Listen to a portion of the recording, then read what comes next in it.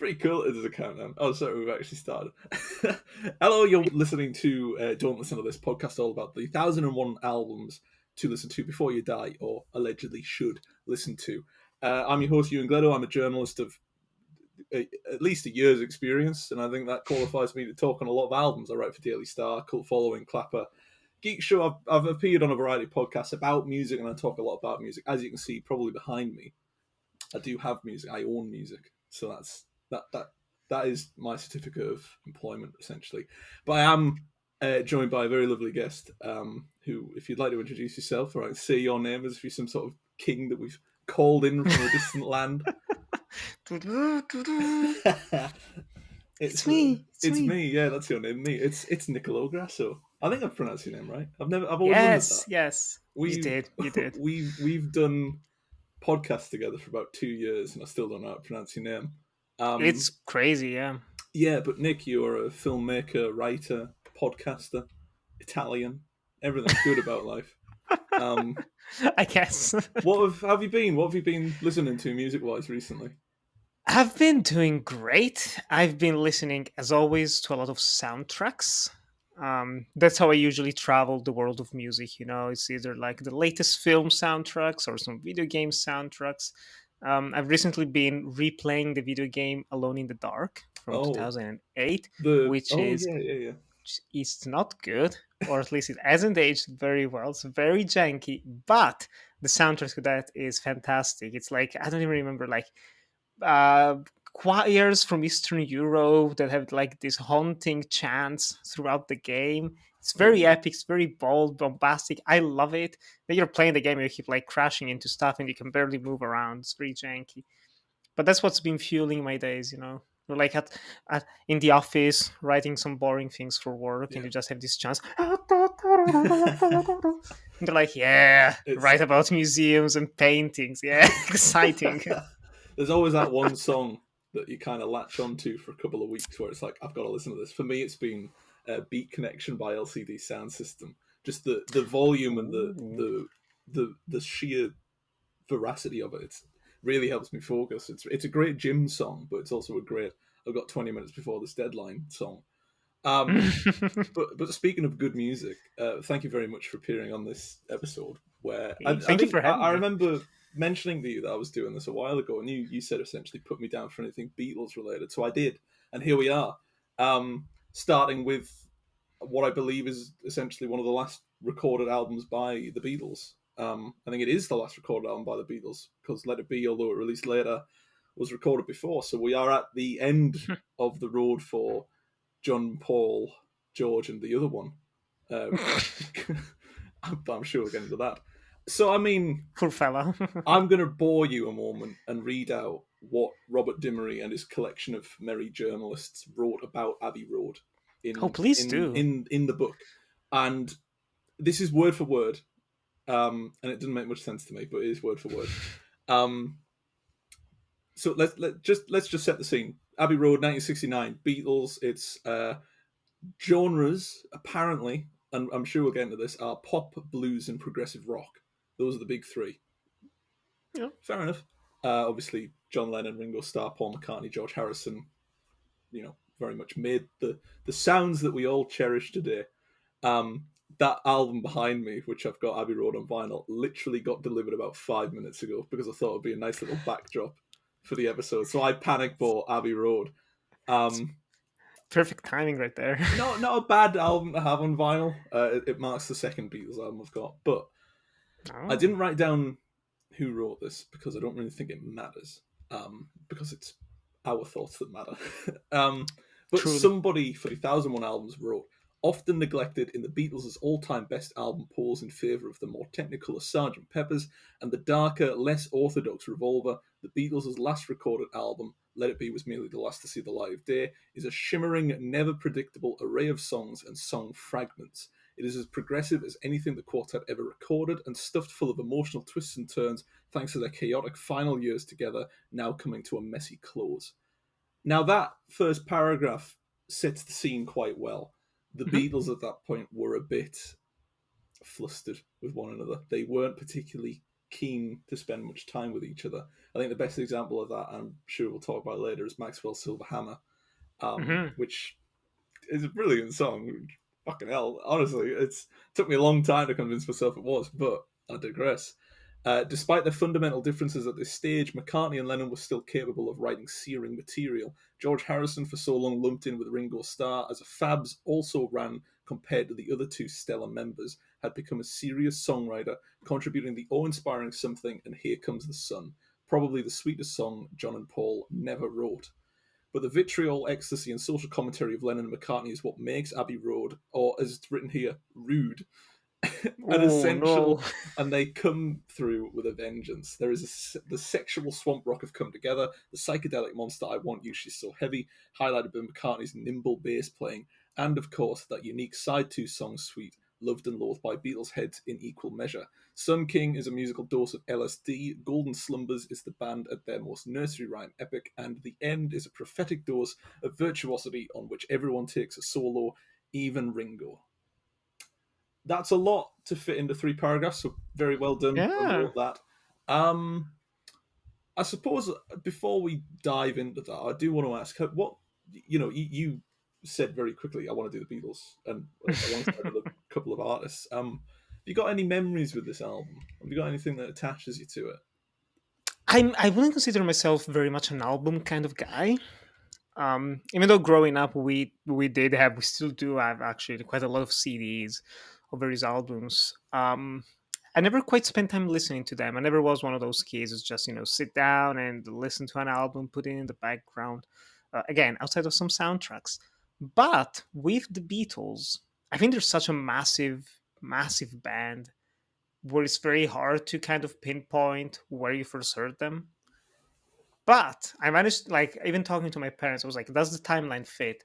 And we managed to narrow it down that it was circa 2002 when I first, like, was aware of the Beatles, which was with Here Comes the Sun. There Oh, was a commercial on TV that used "Here Comes the Sun." It was like to promote energy, like clean energy or whatever. And there was like this little animated guy just waking up and oh, it's sunny outside and walking through the neighborhood. Everyone's jolly and happy. I was like, but this sounds good. Like 5-year-old me was like, I like this song. It's cute. Which coincidentally is a song from Abbey Road. As I was going through the list, I was like, man, Abbey Road has some bangers in here. oh yeah. It's kind of crazy to think that it was one of the last albums they recorded, one of the last things they did together, because it's memorable. Like I listened to it twice now over the past day, and so many of these songs. Like I do love the Beatles. I have like a collection soundtrack, a collection album with like 60 of their songs, I think, from all their eras. But I was like, man, there are so many good ones that I really love in here. And plus, like the album cover of this is It's properly iconic, yeah. iconic. It's really like top 10 album covers of all time in terms of just being so popular. It has ruined the actual Abbey Road. You cannot go there just for fun. There's fans, I everyone wants to was walk. I was gonna go because I fancied a trip to see it, but I thought it's not worth the Eh, hassle. We've got Photoshop now. I'll just drop myself in. Um, it's like the Joker staircase, Same it same is, thing, yeah, Abbey it Road. is, it is. It's it's rather telling that the imagery of the album is essentially as iconic as the music on it, and I think that is Yeah. something that the Beatles perfected. Essentially, you've got Sergeant Pepper's, Revolver, Rubber Soul. They're all iconic. If you say the name of that album, it starts clicking in your head. Hmm. Um, I don't really have many connections to this album. I think I can pinpoint the first time I properly listened to the Beatles too, and I'm really glad you brought it up yesterday. The Beatles Rock Band. Um, I one of the few games I still play, and I don't know if I swiveled my chair the right way. If you can see Oh, it, nice. no, you might be able to see it there. There's a Guitar Hero The controller. guitar, yeah. It's next to Steven Gerrard. Yes. Good He company. he's.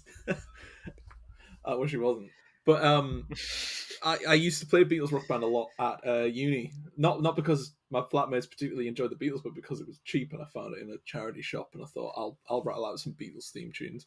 Um, but I remember that game had "Don't Let Me Down" on, which I would still maintain as my favorite Beatles song. Mm.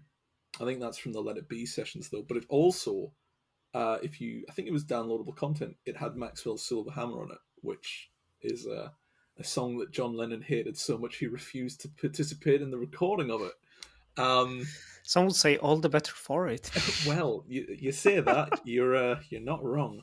I suppose the impact of this album, obviously, aside from the imagery, is it's a cap on a decade of music that has lasted since 1969, which is, easy come, easy go for the Beatles, but it's something that a lot of artists tried to pursue and failed to do so. I think Abbey Road is a defining album, and it feels silly to say that because it's been echoed by so many so often, and it loses its meaning.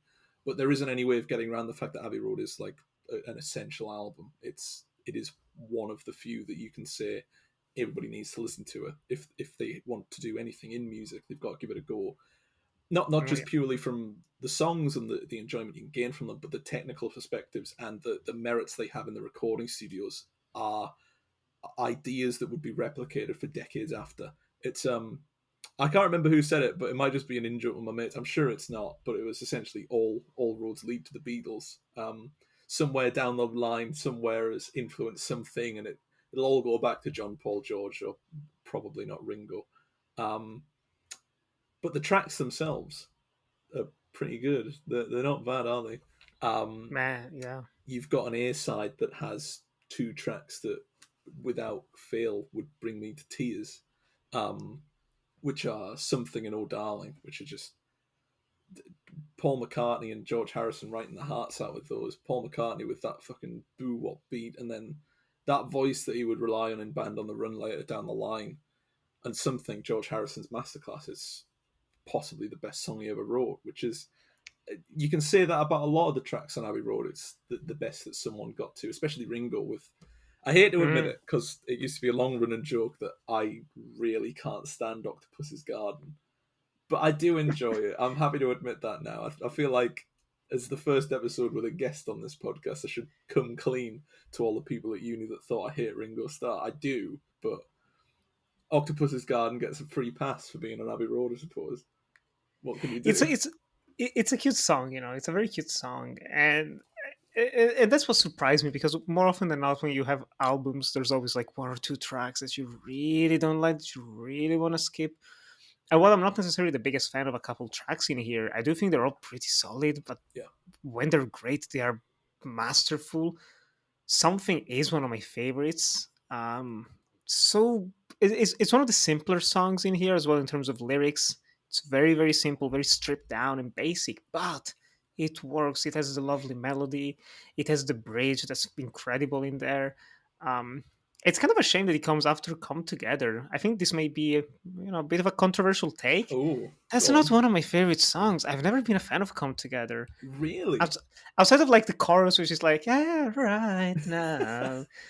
But like everything else, like, that doesn't really do it for me. I don't know why. Who wrote that one, actually? Lennon wrote that one, so that might be... Are you not a fan of John Lennon just in general? I know, I don't I want to actually steer too far into talking about them as individual artists, because there are other episodes that we'll be able to do that on, but... No, of course. Is it Lennon that really gets you? No, I actually like John Lennon in general. Oh. But there's always like these songs here and there that just, I'm like... Yeah. Well, it's funny you should mention Come Together, actually, because that was a song he wrote for Timothy Leary's campaign against Ronald Reagan when he was running as a congressman. It was meant to be a protest song, essentially. I think it's the lyrical simplicity. I love Come Together. I think it's brilliant. I don't think it's like... Well, see, that's the thing. It's like every Beatles song you can just say, oh, it's brilliant. It's like, it is. It's one of their best ones. You've got... Yeah, they've got too many best ones. If you asked me to rank all the Beatles songs, I'd probably forget about Come Together being there, but on Abbey Road, it's a really good album starter. It sets the mood nicely. It's a maddening collection of tracks that sound really jolly and upbeat, but actually are plagued by really dark guilt, which was really surprising. Maxwell Silver Hammer, which I know is the third time I've said Maxwell Silver Hammer, but we've got to talk about it. Because the first time I listened to Maxwell Silver Hammer and Abbey Road in general, I thought, yeah, it's a pretty good album. How little my mind was and still is because you give it a re-listen, you give it another go, and then you read up on the technical merits, as I've had to do. I've actually had to make notes for a podcast for once. Hey. But Maxwell Silverhammer was apparently, Ringo Starr called it the most grueling recording of any song he's ever had to do, So because bizarre. Paul McCartney demanded perfection. He was adamant that they would get it right and get it all together. Now, that's a sound, especially with the hammers, that is something that can be done in post-production now, essentially. But for the time, if you wanted that sound, you would have to make that sound.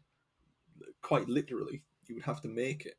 Um, and I can see the issues starting to mount with that. But it's hard not to tear away from it this real impact. It's a very light and jolly song. I think Paul McCartney said something about it being a crossroads song, essentially, where you're going down but heading up. Because underneath that really light, it's a very jolly song, but it's a song about a man called Maxwell killing a person with a hammer. And I think it's just smart writing that I can listen to that and think, oh, well, what a jolly song. Thanks for that, Paul. And not think at all about murderous hammers. But Yeah. that's the Beatles, isn't it? Yeah, they've always managed to hide some very very dark themes and They very have, controversial. You mentioned the like drugs as well. Drug use is often prominent in their latter half of their yeah, career, and it's always so funny. It's like it is jolly songs that like Yellow Submarines and whatnot, and even in here, it it it it's always one of those things that I think shows growth on an individual is when they go from oh, the song is good. Why is it good? Because I like the music, and then they go, oh, I like the song because the lyrics as well play a part in it. It's yeah, almost like I don't know, like talking about I don't know, talking about a movie without focusing on the performances in any way.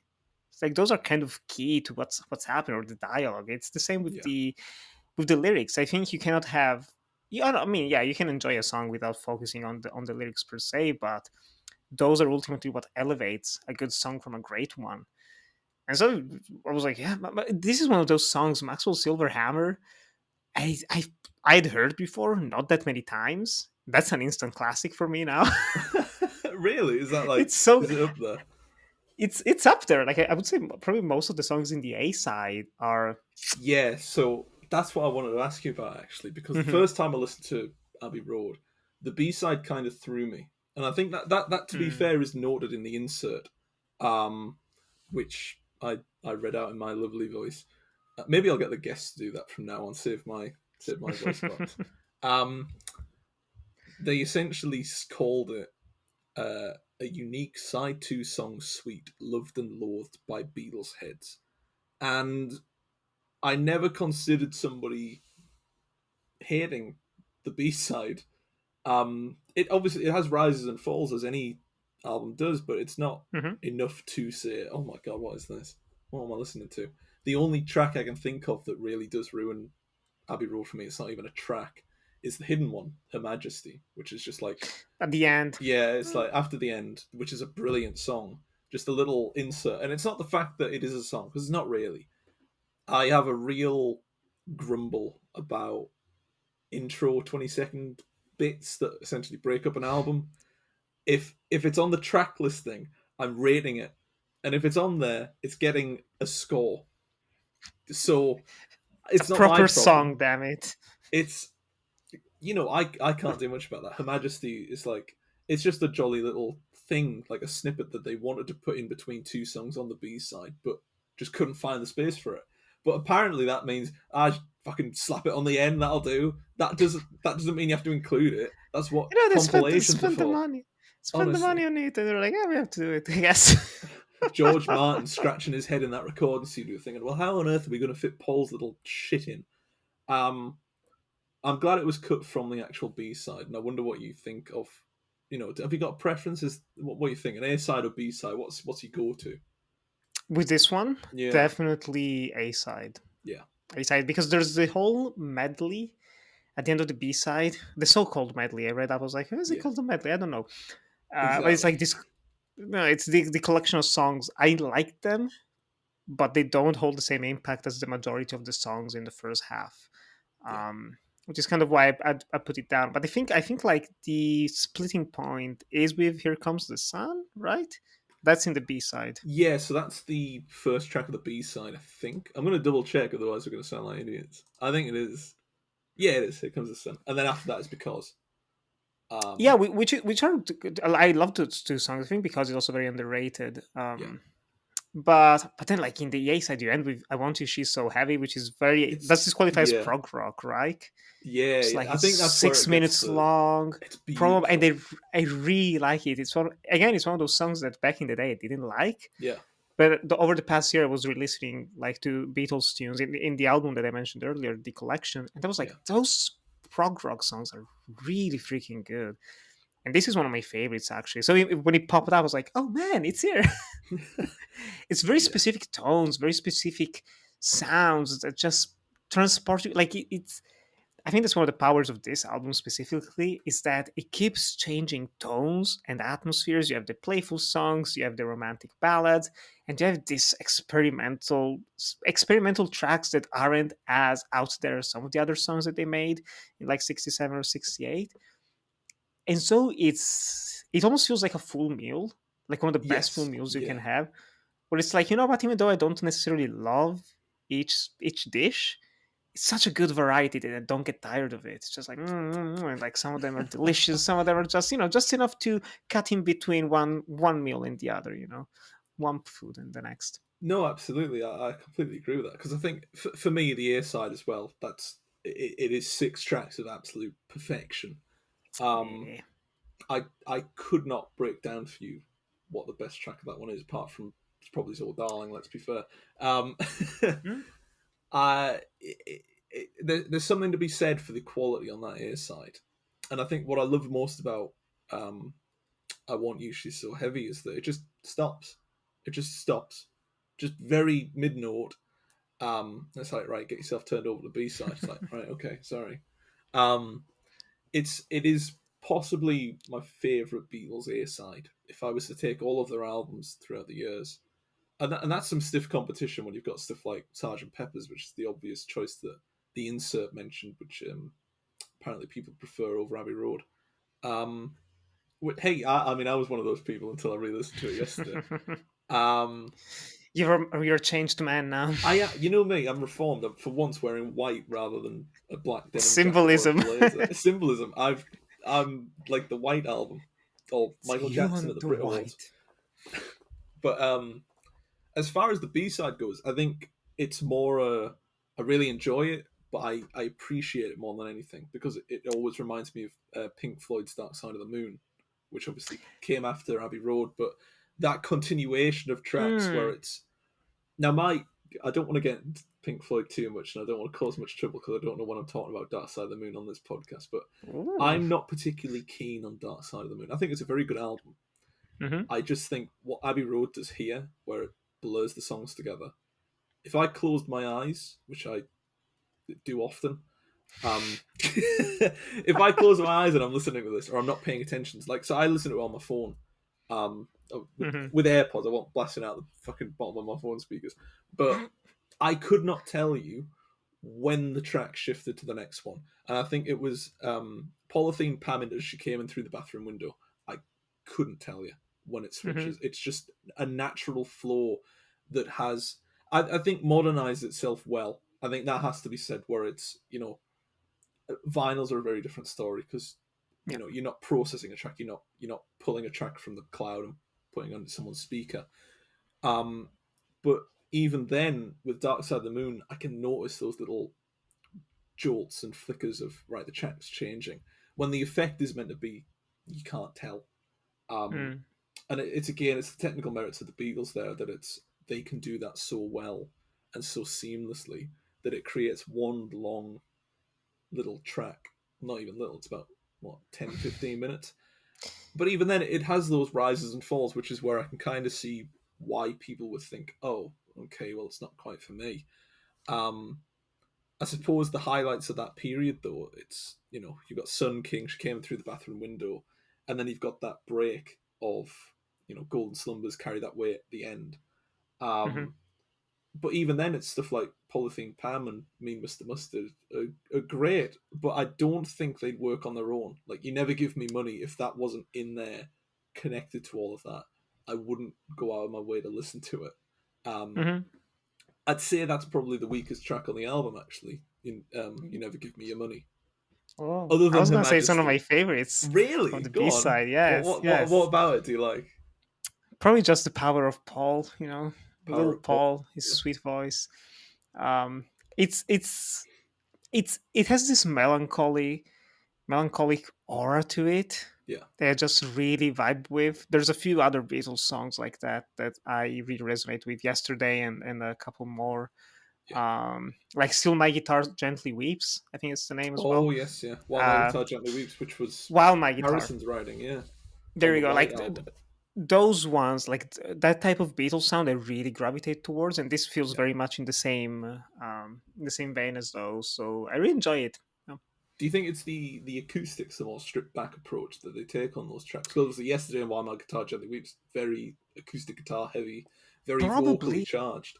Um, probably, yeah. Which, considering I grew up with piano basically and mainly studying it and yeah, all that, I still find myself though drawn primarily to those acoustics. Yeah, yeah, it's absolutely. fascinating No, stuff. it's I find myself tethered to the whole. It's controversial to talk about it these days, but because of the impact of it and what it did to Let It Be, which released after Abbey Mm, Road, but the Wall of Sound from Phil Spector, where it was essentially throw as much as you can at a song, make it sound bombastic and explosive, and it works. It works in places. mm, Um, like Come Together with the guitar and the bass sort of mushing together in the mm, chorus. It's obviously it's not a wall of sound that we would see the likes of Phil Spector use, but it has the flickers, it has the remnants of something being loud and boastful and even almost difficult to approach. yeah. Just this loud noise, this creative burst. And I suppose it's I like loud music. Obviously, first episode of this talked about the best album ever made, Different Class. Um, Feeling Called Love has this just crashing wave to it in the chorus, and it's if you're not actually screaming the lyrics, you're going to get drowned out, and it feels more like a power struggle, and I think that's why I like Come Together. It feels like John Lennon is fighting Mm. against instrumentals, um, which sadly he didn't lose. Um, but Still won in the end. still won in the end. Damn that Lennon. Um, I think overall the quality is incredible, though. I think if you took Abbey Road and threw it at someone that had never heard of the Beatles, it's essentially, Oh, even if they hadn't heard the Beatles, they would know the album cover. They would know the name of the song, which is it does speak to the legacy of the album, which I suppose we yeah. should talk about at some point. Because I I want to hear what you think. Do you think this is the best Beatles album? I don't know. Oh, I honestly don't know because I keep forgetting the albums were like. Let It Be was after this, but beforehand, like Sergeant Pepper is very good. I like that whole like psychedelic era of the Beatles as well. yeah, Um, I like some of their early stuff too, where they were just kind of coming together and building up their confidence and their repertoire of songs. But this is definitely like I I feel like with the Beatles, like with other bands that I love, if I start trying to pinpoint like what's their best album, and I'm gonna be like, okay, let me just listen to them one after the other, and then I'll tell you what it is.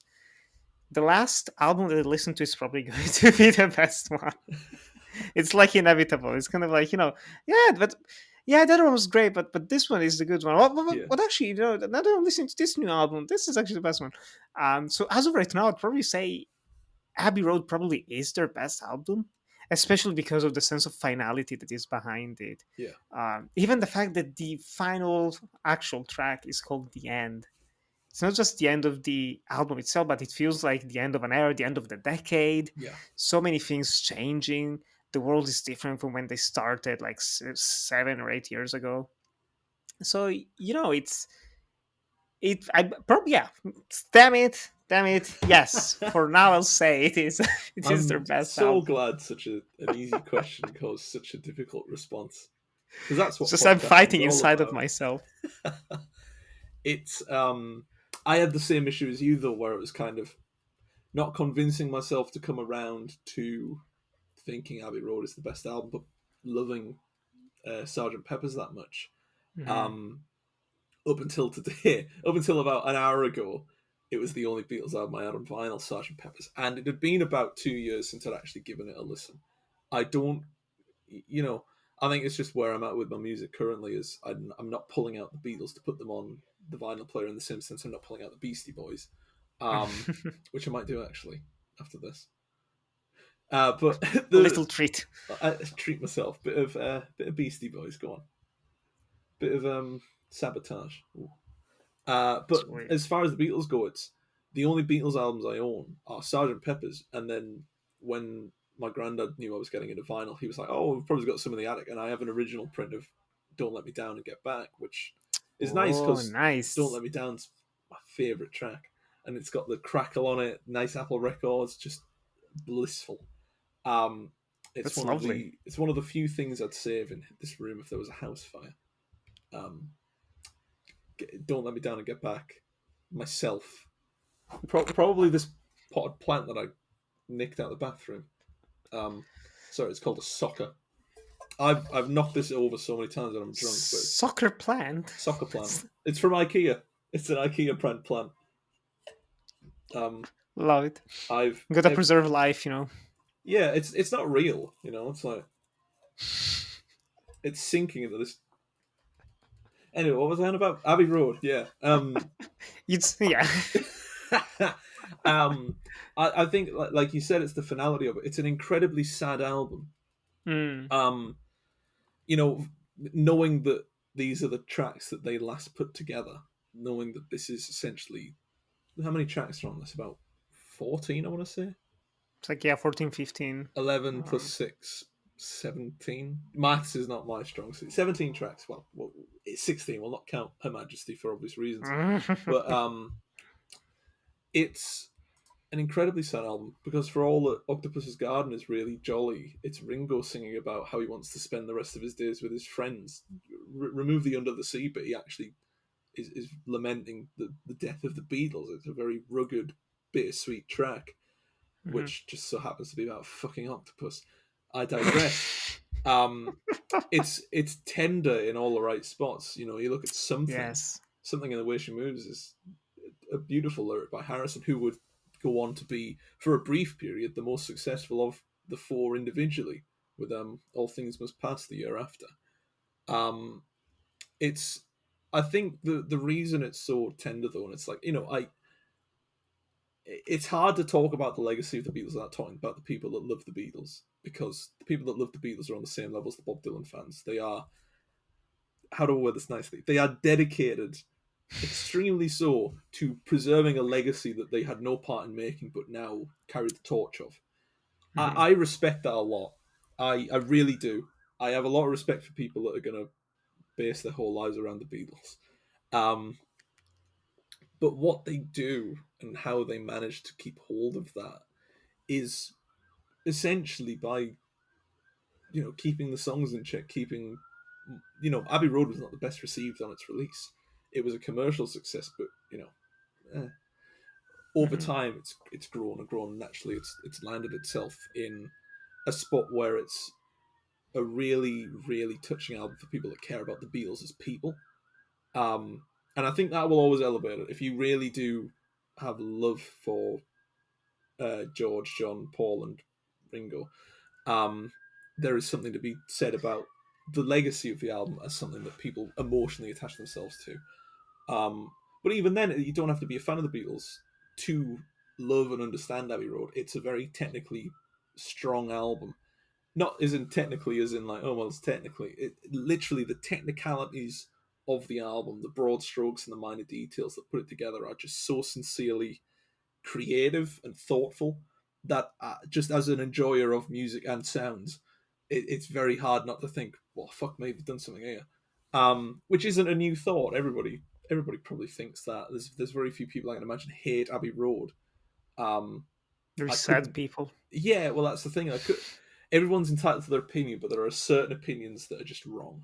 let's be fair. Like Abbey Road at best is an alright album. Oh, at Yeah. worst, sorry, it's an alright album. I can't think of anybody that actively hates it or the Beatles. Overrated, maybe, but it has a reason for its reputation. It has a reason that people are going back to it today that is inescapable. Also, what is inescapable about Abbey Road is the finality of it. It is four people that have worked together on quite good albums in the past, essentially saying, "All right, that's it now. Farewell." They would go on to collaborate later. Mm-hmm. I know George Harrison and Ringo started when We Was Fab, in the late '80s for Cloud Nine, which is a good song, nice callback, but it's not Abbey Road. It's not. This is the peak for all four Beatles members. This is their peak, especially fucking Ringo. He's being towed up. He's being dragged up. They've tied a rope round his waist and slung him over. It's a real rugged piece of appreciation. Beatles fans will love it because they care for the people behind it and want to know about the details. Music lovers will love it because there is an inescapable impact to the quality of the tracks on this album. It is inescapable, for good or for ill. It's not something we can get away from. It's here to stay. Which it is here to stay. And actually, you know what? That brings me on quite nicely to my penultimate question. I don't know why I did jazz hands for that. That was very strange. But I think it's the wrong genre. Now, I've... Make a rock hand. I think I know the answer to this question. But I want to ask it for the sake of consistency, because for every episode, I am going to ask, is there an album by the same artist or in the same genre that is better than this, and should it be replacing it on the list of 1,001 albums? So is there an album out there, Nick, from the Beatles or in the same genre, that should replace Abbey Road? I know. Like, even in their discography, are there other Beatles songs, actually, other Beatles albums in the list? I didn't double check that, actually. There are other Beatles albums on the list. Off the top of my head, Sgt. Pepper's White Album, Revolver, Rubber Soul. I think the only real contender for something that should be on the list is Magical Mystery Tour, but that was a TV soundtrack. Even then, it's one of their best albums. Hard Day's Night is also on there as well. That's a good one, actually. Yeah. So they're already all on it. They're all on. Yeah, the only ones you're missing essentially are the motion picture soundtrack to Yellow Submarine. I'm gonna double check. I'm not sure if Please Please Me is on the list, but I could be wrong. I've been wrong before, and I will be wrong again. Yeah, I wonder if the book itself is a bit biased towards them. Like, well, I think a bit of sake of variety could be interesting, even though all of their albums are important in one way or another. So their first album is with the Beatles, but yeah, you're right. They have. I'll double check. 1, 2, 3, 4, 5, 6. They've got 7 albums on this list. They made a total of 1, 2, 3, 4, 5, 6, 7, 8, 9, 10, 11, 12. 7 out of 12 albums on a list. That's over half of them. I'm not doubting that their legacy is worth having that many albums on the list. What I am doubting is if something like With the Beatles should be on the list. Now, I think we're both confirming Abbey Road, that's for the list. That's staying on here. There isn't... Very well deserving. Very well deserved. It's a good bit of music, that Abbey Road is. What I am questioning, though, is how much elsewhere do they have a legacy? And I'm sure we'll talk about this on other episodes when we get round to With the Beatles. Should we confirm now, though, that Abbey Road probably shouldn't be replaced by the motion picture soundtrack to Yellow Submarine, Beatles for Sale, or Please Please Me? Actually, Beatles for Sale might be on the fucking list. No, it's not. It's not on the list. Okay. Hey, see? Yeah, no. Yeah. That's motion picture soundtrack, like, that film is weird.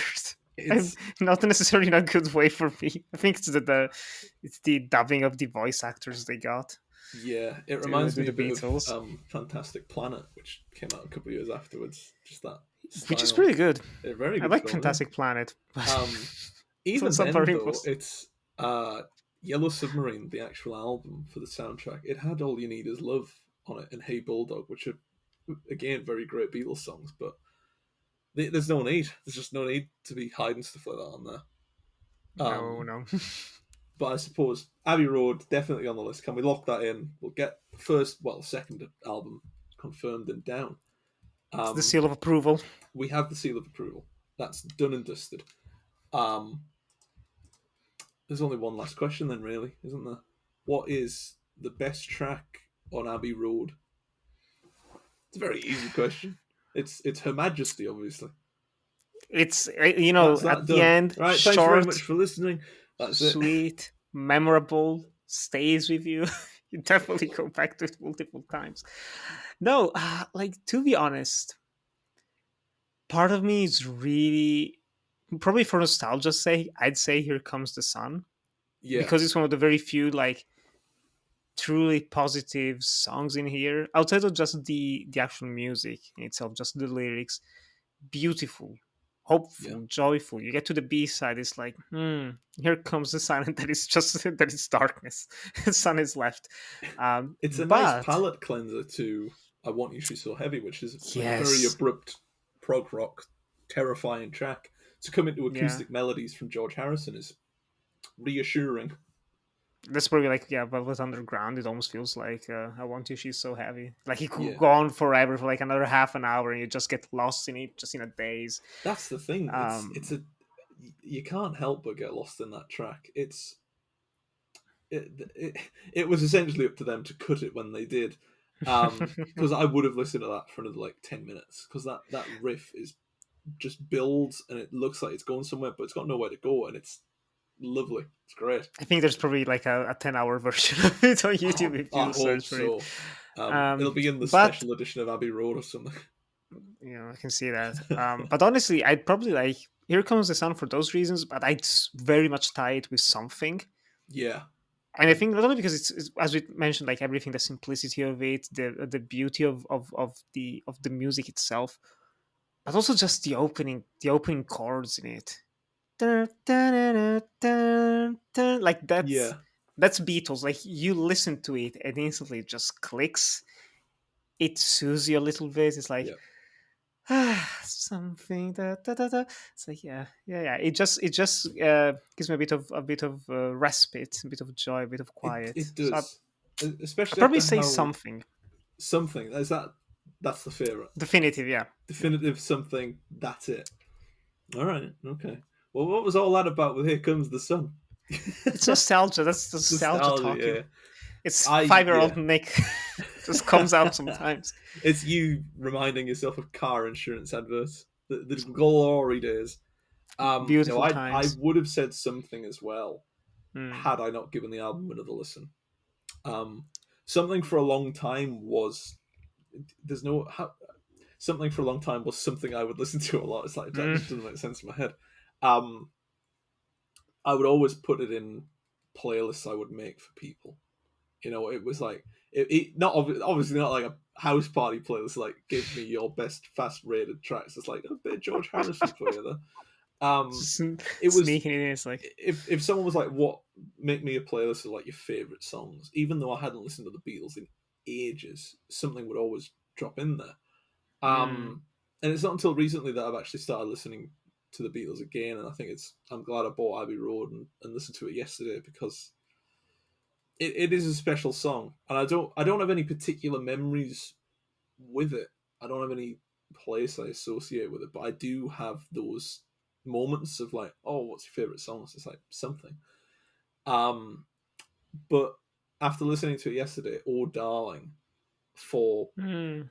Paul McCartney's voice on that track is stunning. It is amazing. I can't get over his vocal range, which he still has. I'm adamant that he does. You just got to listen to McCartney 3 in Egypt Station to realise that the man has not lost his voice, as Oh Glastonbury yeah. viewers may have thought. Um, but "Oh Darling" is such a stunning lament. It is one of my favourite tracks. Probably top 5 for the Beatles. Wow. The only other one that comes close probably is I Want You, sorry, turn it Sean Connery there. She's so heavy. Yeah, I Want You, She's So Heavy. Which is great. It's so good. I remember on Beatles Rock Band playing that, and it goes on and on and on and on. It's true challenge right there. And obviously, you know about my bad wrists. Not the best these days. Bit of carpal tunnel settling in. But I blame Beatles Rock Band for the wrist issues that I've got these days. That's solely the Beatles' fault. That's where it began. It did. The root of all evils. I think if I had to rank it, 3, 2, 1. Sorry, there's a spider on my roof. I Want You, She's So Heavy's third. I think I'm gonna have to put O'Dal on second, and then Something's gonna go first because of the relationship that I've made up in my own mind over the few years of knowing it.